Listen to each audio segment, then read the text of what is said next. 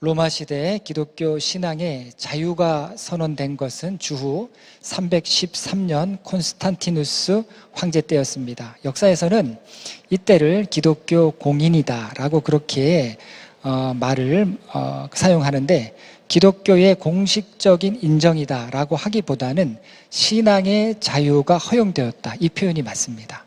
그래서 기독교의 공인이라고 하는 말보다 기독교 신앙의 자유가 선포되었다, 그런 사건이다라고 말씀드릴 수가 있습니다. 그러다가 주후 361년에 콘스탄티누스가 갑자기 세상을 떠나게 됩니다. 그리고 황제 서열 다툼이 일어나게 되는 가운데 콘스탄티누스 가문의 남자 중에 딱 한 명만 남게 됩니다. 그 사람이 바로 율리아누스라고 하는 사람인데, 이제 황제의 홀은 율리아누스의 것이 되었습니다. 이 율리아누스는 누구냐 하면 어려서부터 기독교 신앙 안에서 청소년기를 보낸 인물이고, 그리고 로마 황제로서는 유일하게 독경자라고 하는 안수까지 받은 그런 인물이었습니다. 독경자는 하급 성직자를 의미합니다.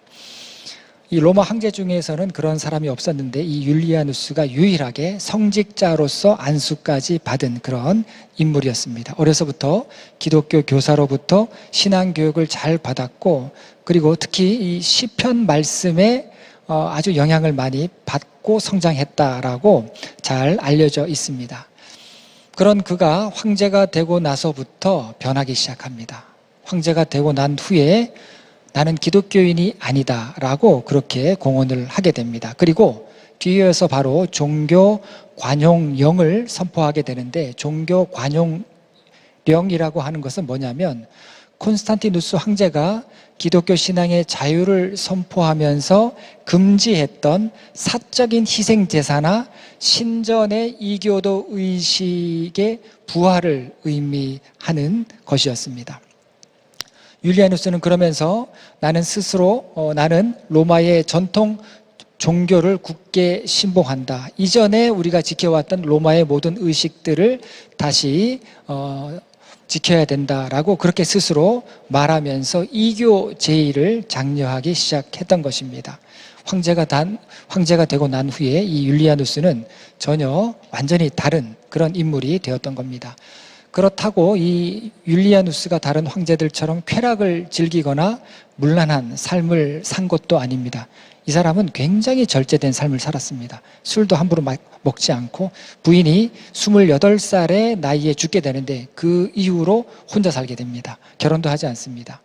그런데 그런 그가 이렇게 변하게 된 이유 중에는 이교도의 의식이 그의 영혼을 강력하게 사로잡았기 때문이라고 합니다. 기독교 역사에서는 이를 율리아누스의 배교, 콘스탄티누스 황제의 기독교 신앙 허용 이후에 율리아누스의 배교라고 그렇게 말합니다. 율리아누스는 미스트라라고 하는 이 이교 제의 의식에 심취했는데, 이 의식은 창살로 만든 틀 위에다가 황소를 죽여서 올려놓습니다. 황소를 죽여서 올려놓고, 그리고 피를 흘리게 합니다. 그럼 피가 막 떨어지겠죠. 그러면 그 아래서 사람들이 그 피로 목욕을 하는 거예요. 피로 목욕을 하면서 황홀경에 빠지게 됩니다. 이 의식에 율리아누스가 심취했던 겁니다. 악마적인 제의에 빠져 들어갔던 것이죠. 이 외에도 율리아누스가 배교했던 다른 이유는 황제의 서열 다툼에서 자신의 아버지와 형이 죽임을 당하게 됩니다. 그 이유도 그가 기독교를 배교하는데 굉장히 큰 영향력을 준 이유 중에 하나가 됩니다. 결국 이런 비극과 불행이 기독교 신앙 자체에 대한 반감으로 폭발하게 되었던 것입니다. 많은 신앙인들이 2세기 동안 그 끔찍한 로마 시대의 박해를 견디면서 기독교 신앙의 자유를 얻기에 이르렀지만, 단 2세대가 지나기도 전에 힘겹게 성취했던 신앙의 자유는 한 사람의 배교로 인해서 물거품이 되고, 로마 제국 내에는 다시 이교도적인 신앙이 일어나게 되었던 겁니다. 배교까지는 아니더라도 오늘날에도 많은 분들이 신앙생활 함에 있어서 힘들어하는 그런 모습들을 보게 됩니다. 아마 여러 가지 이유가 있을 수 있습니다. 교회의 이교화라는 그런 말을 하죠. 교회가 세상처럼 되었다. 그리고 교회의 개토화. 세상이 뭐라고 하든 우리는 우리끼리 신앙생활 한다. 점점 교회가 문을 걸어 잠그고 그렇게 닫힌 공간이 되어 갔다라는 겁니다. 찾아보면 이유를 들자면 우리가 점점 신앙에 대해서 무관심하게 될 이유들이 가까이 있는 것을 느끼게 됩니다. 제가 달포 전에 중국에서 오랫동안 사업을 하시면서 살았던 권사님 네 분을 만나서 식사를 했습니다. 이제 그분이 연락을 주셨죠. 제가 연락을 하도 안 드리니까 그분이 이제 몇 년 전부터 계속 연락을 하셨는데 제가 의도적으로 이렇게 피해 왔습니다. 그런데 이번에는 피할 수가 없어서 이렇게 뵙게 되었는데 만나면서 식사하면서 대화를 하다 보니까 중국에서 신앙생활 하기가 참 힘들었다라고 하는 그런 말씀을 하셨습니다. 그 이유를 들어보면 여러 가지 어려운 점이 있었습니다. 그런데 뭐 예배를 못 드리고 중국이니까 예배를 못 드리고 기도를 못 하고 그런 어려움이 아니라 그런 차원이 아니라 신앙생활 하는 가운데에서 갈등들이 있었다. 그런 갈등들이 힘들었다라는 겁니다. 그래서 이제는 그렇게 열심을 내지 못한다라고 하는 말씀을 하셨습니다. 이분이 한국에 계실 때 저와 신앙생활을 함께 하셨습니다. 신학생들을 많이 도왔어요. 어려운 신학생들이 있으면 학자금을 남몰래 이렇게 학비를 대주시기도 하셨고 어떤 교회는 이분이 전액 헌금을 해서 교회 건축을 한 교회도 있습니다. 교회가 아무리 작아도 전액 헌금을 내서 건축하기란 20, 30년 전에 그렇게 건축하기란 그때나 지금이나 돈이 굉장히 많이 들죠. 그 정도로 하나님께서 내게 축복하셨다라고 하는 마음에서 많이 베풀었습니다. 뭐 방송에서 어려운 뭐 그런 사람들이 이야기가 나오면 거기 찾아가서 직접 이렇게 전달하기도 하고 그렇게 사셨던 분인데 그런데 중국에 가셔갖고 이제 사업체가 중국에 있으니까 중국에서 20년 동안 이렇게 사시는 동안에 신앙적으로 참 어려우셨구나 라고 할 정도로 그렇게 힘들어 하시는 말씀들을 하셨습니다. 이 사람이 행동의 의미를 잃어버리면 모든 것이 헛되다라고 느끼죠. 그런데 마치 그런 느낌을 제가 받았습니다. 오늘 우리가 읽은 이 말라기서에 나오는 이스라엘 사람들의 행동도 말도 어떤 의미에서 보면 신앙적인 부분을 많이 잃어버렸다. 신앙적인 의미를 많은 부분에 있어서 잃어버렸다라고 이렇게 말씀드릴 수가 있습니다. 그 증거가 뭐냐면 말라기 1장에서부터 헛되다라고 하는 그런 이야기가 나옵니다. 그리고 오늘 본문에서도 하나님의 명령을 지키는 것의 유익함을 모르겠다. 즉 신앙생활의 좋은 점을 모르겠다. 심지어 교만한 자가 복되다. 오늘 본문에 나오지 않습니까? 이스라엘 사람들이 말라기 시대 이스라엘 사람들이 그런 이야기하는 거예요. 교만한 자들이 복되다. 참 이상한 말이죠. 여기에 더해서 악을 행하는 자가 번성한다. 분명히 저게 악한 일인데 악하다고 말하는 사람을 이상하게 여기고 오히려 그렇게 악을 행하는 사람이 옳다라고 그렇게 이야기한다라는 겁니다. 급기야는 하나님을 시험하는 자가 화를 면한다라고까지 이렇게 참담한 말들을 하죠. 이 말의 의미는 뭐냐면 하나님을 시험하는 자가 화를 면한다. 하나님은 심판하지 않는다는 거예요. 그러니까 내 생각대로 살면 된다라는 그런 의미였던 것입니다. 어떻게 보면 이들의 삶과 삶의 정황들을 놓고 볼 때 너무 어렵고 힘들었기 때문에 그랬을 수도 있겠다. 시험 들 만한 이유가 있겠다라는 생각을 하게 됩니다. 여러분 그런데 이것이 세속주의입니다.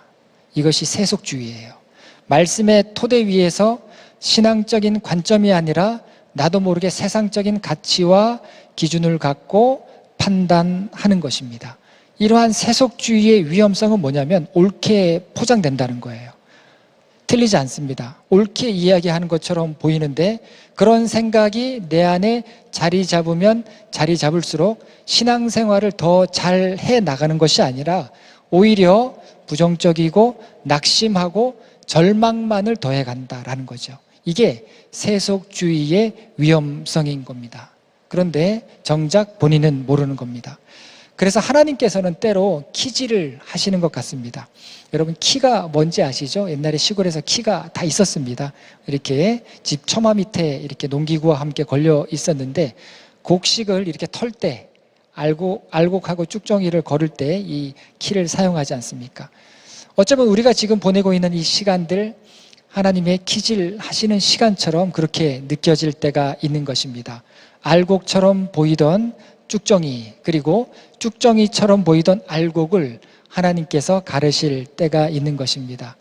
우리는 신앙이라는 이름으로 행했지만 신앙과 무관했던 일들, 말씀을 내세웠지만 과정이나 결과 모두를 보더라도 말씀과 동떨어져 있던 일들, 믿음이라고 했지만 오히려 비상식적인 일들, 교회를 지키는 그런 일들이라고 했지만 불신앙적인 일들, 부흥이라고 했지만 욕망들과 과시욕에 지나지 않는 것들, 이거는 눈에 잘 드러나지 않는데 하나님께서 드러내시는 것입니다.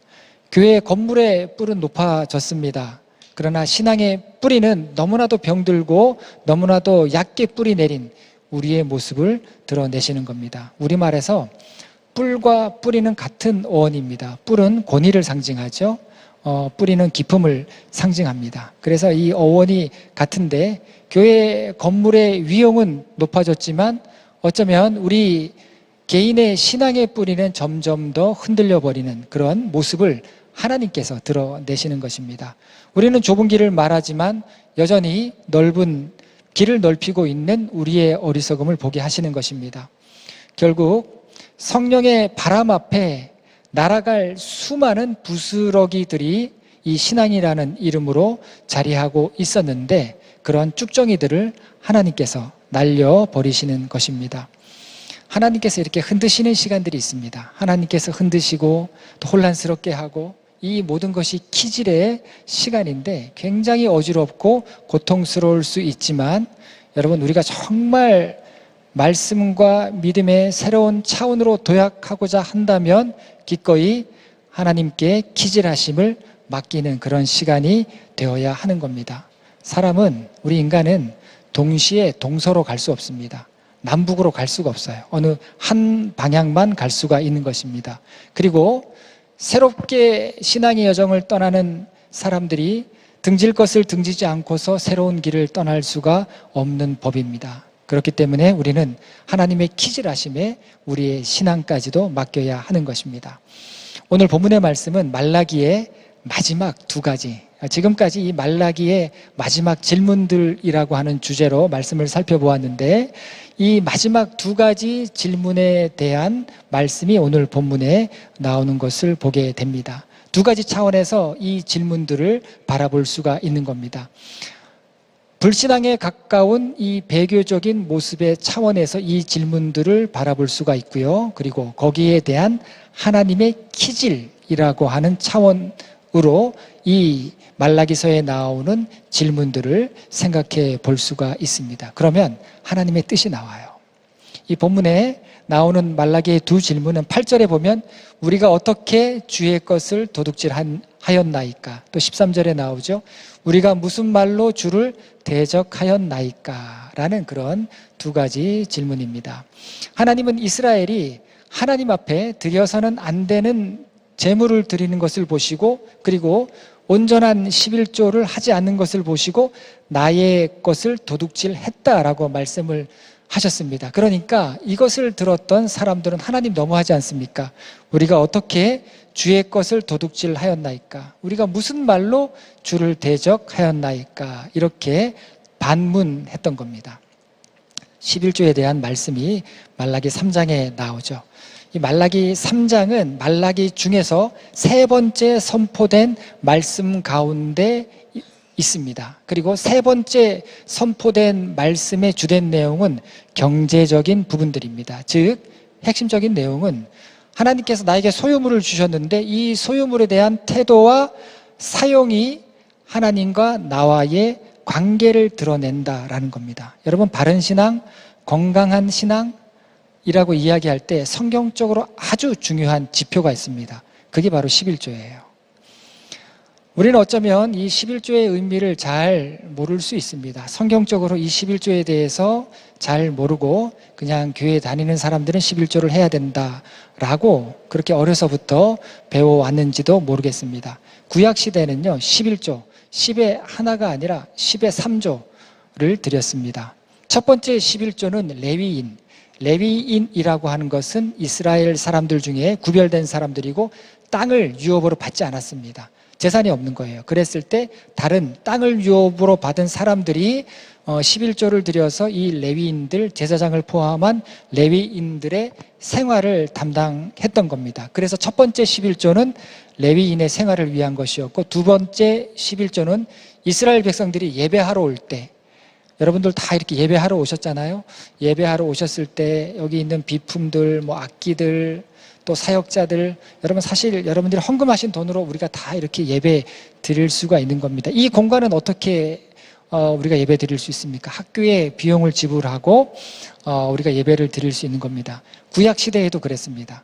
이스라엘 백성들이 절기 때마다 성전으로 올라올 때 그 올라와서 사용하는 비용을 구별해서 11조로 드렸고, 그 비용에서 성전으로 오는 그 비용을 충당했다라는 겁니다. 세 번째 11조는 각 지역에 거룩한 곳간에 쌓아두었습니다. 각 지역에 쌓아두었어요. 그래서 각 지역에서 어려운 사람들, 고아와 가부, 그리고 나그네를 돕는 데 사용하게 됩니다. 이 나그네에 대한 환대가 굉장히 중요하죠. 여러분, 우리 교회에 한번 와서 예배 드리고 가시는 분들이라 할지라도 여러분, 우리 안내하시는 분들은 따뜻하게 이렇게 맞이해 주시기를 바랍니다. 그분이 혹시 행여라도 교회에 등록할까 그런 마음에서가 아니라 교회에 와서 예배 드리는 것 자체가 귀한 일이기 때문에, 그죠? 이 시간이 너무나도 하나님 보시기에는 귀한 시간이기 때문에 따뜻한 마음으로 우리가 맞이하고 따뜻한 마음으로 환대하는 것이 너무도 중요하다라는 겁니다. 그래서 안내하시는 분들은요, 토요일부터 컨디션 관리 잘 하셔야 됩니다. 제가 아침에도 저희 집사람 막 뭐라 그랬어요. 아침에 보니까 좀 어지럽다고, 몸이 안 좋다고.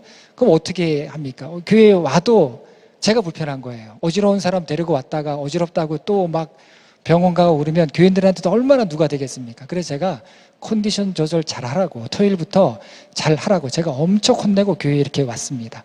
여러분도 마찬가지예요. 제가 이렇게 이제 농담 삼아 말씀을 드렸지만, 안내하시는 분들, 교회에서 또 특별히 이렇게 봉사하시는 분들은 토요일부터 컨디션 관리 잘 하셔야 돼요. 그리고 주일날 저희는 한 번 예배 드리는 것이 힘들기 때문에 이 마인드 상태도 중요합니다. 그런 관리까지 하시고, 그리고 우리가 이렇게 예배 드리는 것이 한두 번 예배 드리고 끝나는 것이 아니라 계속 여기서 예배를 드려야 하기 때문에 장기적인 그런 신앙적인 안목을 갖고 우리가 하루하루 봉사하는 것이 중요하다. 그래서 저는 여러분들 월요일 날 힘들지 않으셨으면 좋겠어요.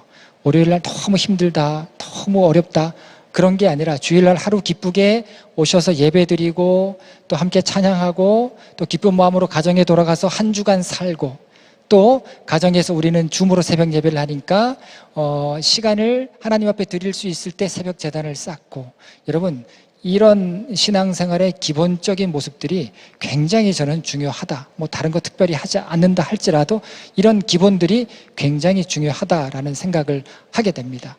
자, 그래서 세 번째 11조는 어려운 사람들을 도우면서 그들로 하여금 삶의 어려움 때문에 신앙을 버리지 않도록, 그리고 그 공동체를 떠나지 않도록 돕는 일에 사용되었다라는 겁니다. 여러분, 11조는 그래서 하나님이 받으시는 게 아니에요. 하나님이 그거 갖고 가시려고 11조 하라는 것이 아니었습니다. 세상을 만드신 분인데 사람이 드리는 11조 하나님께서 받으시겠습니까? 그게 아니에요. 11조는 이스라엘의 건강한 공동체를 위해서 하나님께서 드리라고 한 것입니다. 제사장과 레위인의 생계를 책임지면서 그들로부터 신앙적으로 인도함을 받고, 그리고 어려운 사람을 도와서 누구도 이 공동체 가운데에서 공동체를 떠나거나 유리하거나 누구도 소외되지 않도록 했고, 모든 사람이 하나님을 예배하러 오는데 부담을 느끼지 않고 예배할 수 있도록 11조를 통해서 그 비용을 감당하게 했던 겁니다. 여러분, 그래서 이게 뭡니까? 하나님을 사랑하고 사람을 사랑한다, 그리고 하나님께서 허락하신 공동체를 사랑한다, 이게 뭐예요? 그 사랑의 표현이 구약에서는 11조였던 것입니다. 그리고 11조의 가장 중요한 의미는 따로 있습니다. 제가 당회 때 목회 계획을 말씀드리면서 우리 도원교회 성도님들은 11조 정신을 가져야 된다. 주일 성수 정신, 11조 정신을 가져야 된다라고 이렇게 말씀을 드렸는데, 11조 정신이라는 게 뭔가 하면은요, 기억한다는 거예요. 기억. 물질이 아닙니다.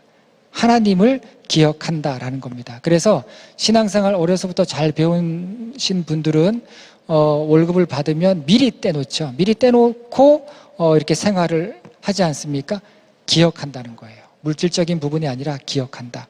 여러분, 우리는 끊임없는 불신앙적인 유혹에 둘러싸여서 살아가는데, 그 유혹에 저항할 수 있는 영적인 자원이나 능력은 별로 없습니다.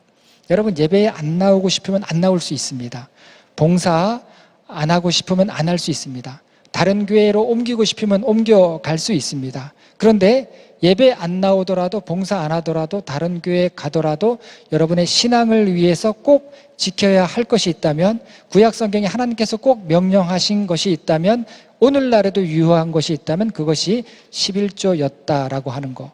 나를 견고하게 하시고 내게 재물을 얻고 살게 하시고 내게 생명 되시는 분이 여호와라는 것을 기억하는 믿음의 아주 중요한 행위가 11조의 의미였던 것입니다. 이 11조는 땅과도 관련이 있습니다. 이 성경에는요, 땅이라고 하는 말이 1000번 이상 나옵니다. 내가 너에게 땅을 주겠다, 땅을 주겠다. 이 땅에 대한 언급, 가나안 땅, 약속의 땅, 하나님께서 너희 자손에게 허락하신 땅, 내가 내게 주겠다고 약속한 땅, 표현도 굉장히 다양하게 땅에 대한 언급을 하나님께서 많이 하십니다.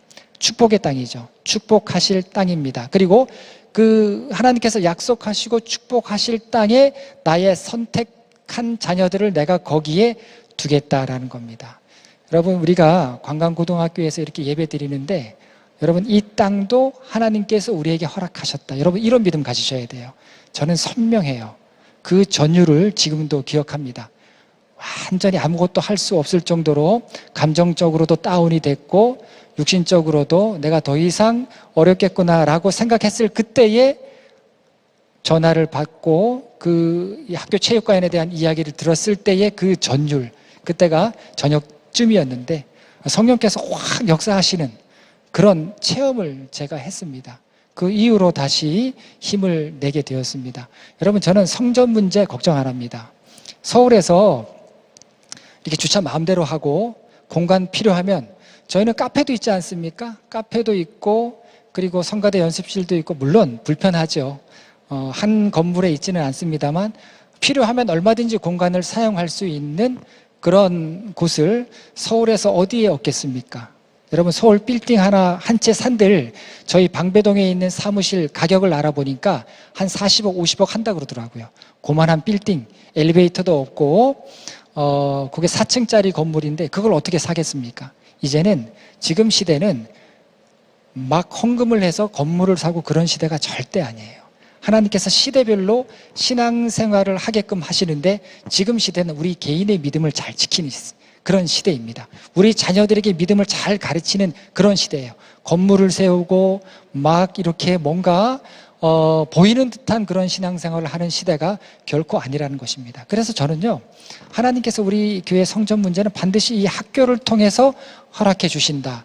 왜냐하면 보여주셨기 때문에. 그 전율, 온몸에 마치 전기가 오는 듯한 그 전화 한 통화를 받고 이 몸이 그냥 확 살아나는 것 같은 그런 체험을 제가 했기 때문에 그렇습니다. 그래서 여러분, 이곳이 그냥 우리에게 허락된 곳이 아니다라고 하는 거, 하나님께서 우리에게 주셨다라고 하는 거, 그 믿음으로 우리가 예배할 때 우리가 감사할 수 있는 것이고, 주일날 한 번 예배하는 그런 공간이라 할지라도 우리가 은혜로 감사함으로 예배할 수가 있는 것입니다.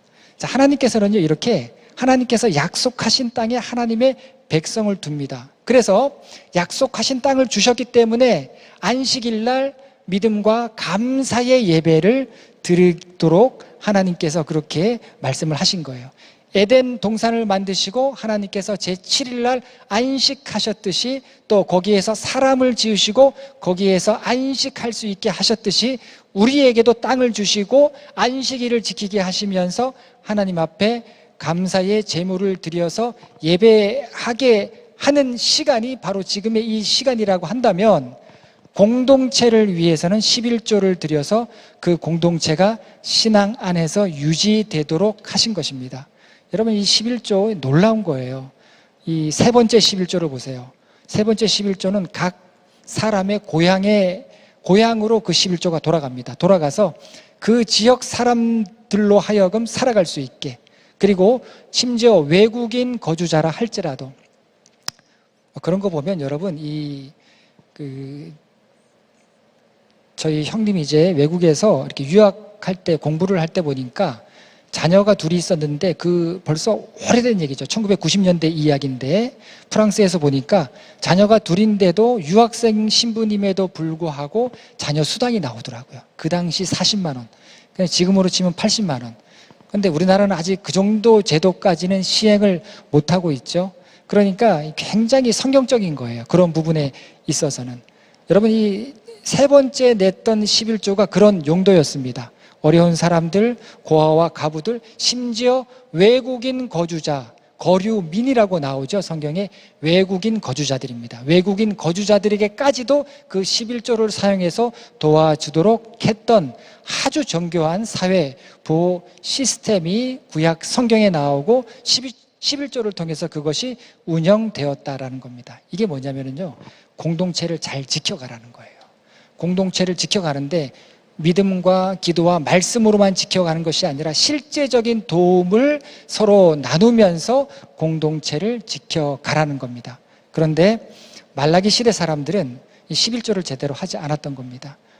11조를 제대로 하지 않았다라고 하는 의미는 하나님을 기억하지 않았다. 그리고 이는 신앙 공동체의 붕괴를 의미했고, 신앙 공동체의 붕괴는 하나님께서 허락하신 땅에서 하나님의 뜻을 이루며 살아갈 수 없게 되었음을 의미했던 겁니다. 그러니까 제사장들과 레위인들은 그들의 본연의 사역을 할 수 없게 되었고, 그렇게 되니까 이스라엘 사람들은 말씀으로 인도함을 받지 못하게 되었고, 사회의 약자층은 유리할 수밖에 없게 되었던 겁니다. 거룩한 공동체가 무너지게 되었던 거예요. 그래서 하나님께서 11조에 대한 말씀을 하셨습니다. 여러분, 11조에 대한 말씀은요, 제가 헌금에 대한 이야기하는 거 결코 아닙니다. 결코 아니고, 교회 공동체가 어떤 공동체인가, 하나님께서 왜 11조를 하라고 하셨는가, 이런 부분들에 대해서는 우리가 많이 나누지를 않았어요.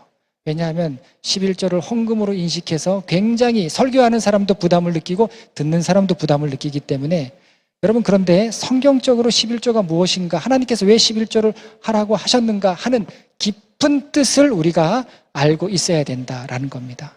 헌금하라고 11조 하라는 게 아니고요, 거룩한 공동체를 지켜가기 위해서 하나님께서 11조에 대한 말씀을 하셨던 것입니다. 그러니까 말라기 시대 이 11조의 문제, 말라기 3장에 나오는 11조의 문제는 11조를 드리고 안 드리고의 문제가 아니라, 하나님께서 왜 이들을 책망하셨냐면, 말라기 시대 이스라엘 사람들의 기억 속에 하나님을 지워버렸기 때문에, 하나님께서 그 지워버린 그 흔적이 11조를 안 하는 것으로 나타났기 때문에 하나님께서 이들을 책망하셨던 것입니다. 그리고 이들이 신앙생활에 실패했던 그 신앙행위 뒤에는 하나님을 향한 아주 세속적이고 악의적인 태도가 그들 가운데 자리 잡고 있었던 것입니다. 그래서 하나님께서 이스라엘 백성을 책망하셨던 것입니다. 여러분, 11조가 하나님에 대한 기억이고 내 신앙의 결단과 건강성을 나타내고 신앙 공동체의 미래를 위한 것이라면 이거는 굉장히 중요한 것입니다. 그래서 저는 개인 프라이버시 이런 걸 다 떠나서 여러분, 영광스럽게 생각을 하셔야 됩니다. 헌금 생활도 저는 공개를 해야 된다, 그렇게 생각을 합니다. 저희 교회가 재정의 투명성을 위해서 굉장히 영수증 하나 이렇게 굉장히 중요하게 생각하고 그런 교회인데, 헌금 영수기 이런 부분들은 아직 안 돼 있어요. 왜냐하면 어떤 개인 프라이버시로 생각하고 성도님들이 부담을 느끼시는 거예요. 저는 반대로 생각합니다. 이거는 영광이에요. 하나님께서 생명책에 우리들의 하나님을 믿는 자들의 이름을 기록한다라고 말씀을 하셨듯이, 그리고 여러분들이 헌금하셨을 때 그 부분들을 직접 확인해야 될 의무가 있는 것이고 그리고 성도의 영광이다라고 저는 생각을 합니다. 개인 프라이버시보다 더 중요한 거 믿음을 지켜가는 것이고 말씀대로 신앙생활 하는 것이고 교회 안에서 그것보다 더 중요한 것은 없어요. 제가 늘 하는 이야기지만 직책과 직분보다 오히려 그렇게 신앙생활에 중요한 부분들을 지켜가는 거 이것이 우리 개인 생활에 굉장히 너무나도 중요하고 유익한 부분인 것입니다. 물론 11조와 헌금 생활을 하느냐 안 하느냐 이걸로 모든 것을 판단하는 거 그것도 굉장히 위험스럽습니다. 왜냐하면 11조 헌금 하시는 분들 중에도 위험한 생각을 갖고 있는 분들이 계세요. 자기 의에 사로잡혀 있거나 마치 교회가 개인의 교회인 양, 내가 좌지우지할 수 있는 교회인 양 착각하는 목회자, 착각하는 성도들이 있을 수 있습니다. 여러분, 더원교회가 세워진 지 이제 2년, 3년을 향해서 달려가고 있는데 30년, 300년이 되더라도 어떤 목회자, 어떤 교인이라도 내 교회, 개인 교회인 양 그렇게 좌지우지하는 일들은 결코 있어서는 안 되는 겁니다. 그런 부분들은 우리가 다 조심해야 하는 것입니다. 권리와 주장에서만 주인이 되고 의무와 헌신에서는 여전히 손님으로 남아있는 교인들이 너무 많아요. 그게 아니죠. 누구든지 의무와 헌신에서 먼저 되어야 하는 겁니다. 그런데 이스라엘이 거꾸로 된 거예요. 이스라엘은 권리와 주장에서 먼저였던 겁니다. 그러니까 우리가 언제 사랑하지 않았습니까? 우리가 언제 도둑질 했습니까? 우리가 언제 하나님 앞에 완악한 말로 말했습니까? 권리와 주장이 앞서다 보니까 이런 이야기가 얼마나 위험한 이야기인지도 모르고 내뱉고 있었던 것입니다. 이들의 행위와 언어는 하나님이 보실 때 악함 자체였던 것입니다. 그래서 하나님은 너희가 완악한 말로 나를 대적했다라고 말씀하셨던 것입니다. 16절 말씀을 보면 그때에 라고 하는 시제어가 나오죠. 그때에 라고 하는 시제어는 13절과 15절을 가리키고 있습니다. 14절에서 뭐라고 이야기합니까? 하나님을 섬기는 것이 헛되다.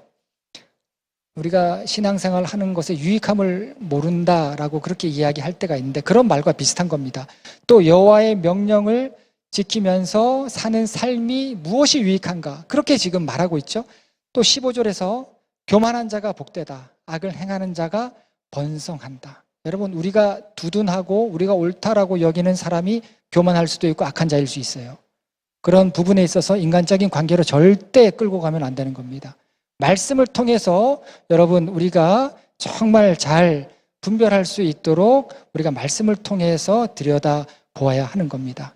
교만한 자가 복되다, 악을 행하는 자가 번성한다라고 하니까 신앙이 완전히 부정되는 거예요. 그때부터는 신앙으로 가지 않습니다. 그때부터는 사람 대 사람으로 가는 거예요. 하나님의 말씀에 정면으로 도전하게 되는 가치와 인식이 확산되어 버리니까 마치 그렇게 이야기하는 것이 옳은 것처럼 다수의 무리가 형성이 되었던 겁니다. 이제는 예배에 관심이 없어요. 말라기 시대 이스라엘 사람들은 예배에 관심이 없었던 겁니다. 그러니까 하나님 앞에 하나님께 드려서는 안 되는 재물, 그런 재물을 막 드려버리고 그렇게 신앙생활이라고 하면서 했던 겁니다. 예배가 하찮은 것이 되었죠. 그래서 16절에 나오는 그때에 라고 하는 말은 심각한 위기의 때, 배교의 때라고 하는 그런 의미가 되는 겁니다. 자, 오늘 이 말라기 마지막 질문이라고 하는 시리즈 마지막 설교가 되는데 여러분 이 말라기는요 어리석은 인간의 불신앙적인 질문에 대한 하나님의 책망, 그 책망으로 끝나지 않는다라는 것을 보여주는 그런 말씀입니다. 여러분 말라기서에는 정말 불경스러운 이야기들이 많이 나와요. 그런데 거기에 대한 책망의 말씀이 말라기가 아니다라는 겁니다. 16절 말씀을 읽어보면 그때에 여호와를 경외하는 자들이 피차에 말하며 여호와께서 그것을 분명히 들으시고 여호와를 경외하는 자와 그 이름을 존중히 여기는 자를 위하여 여호와 앞에 있는 기념책에 기록하였느니라.